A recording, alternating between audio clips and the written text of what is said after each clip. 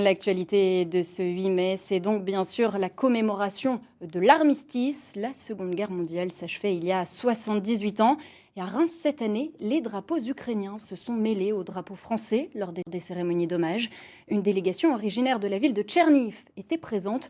Voyez ce reportage d'Isabelle Griffon avec Xavier Glaise. Ensemble, pour allumer la flamme du souvenir. Le maire de Reims accueillait son homologue ukrainien de Tcherniv lors des cérémonies du 8 mai. Tout un symbole en ce jour de commémoration de la fin de la Seconde Guerre mondiale. Alors en ce 8 mai, jour de souvenir pour la France, je formule le souhait qu'il soit aussi un jour d'espoir pour cet autre pays, l'Ukraine. L'Ukraine, mise à l'honneur tout au long de cette cérémonie. L'occasion d'afficher l'amitié entre Reims et Tcherniv au nord de Kiev, l'une des villes d'Ukraine les plus touchées depuis l'invasion par la Russie. Nos villes ont beaucoup de points communs. Nos villes sont près de la capitale. Elles ont le même nombre d'habitants.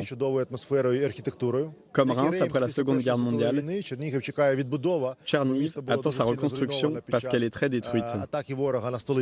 Nous avons, nous, Reims, eu la chance d'avoir eu la solidarité internationale qui a permis de reconstruire notre ville il y a plus d'un siècle. Et aujourd'hui, c'est à nous de rendre l'appareil d'une certaine manière et donc d'accompagner nos amis ukrainiens dans le cadre de leur reconstruction.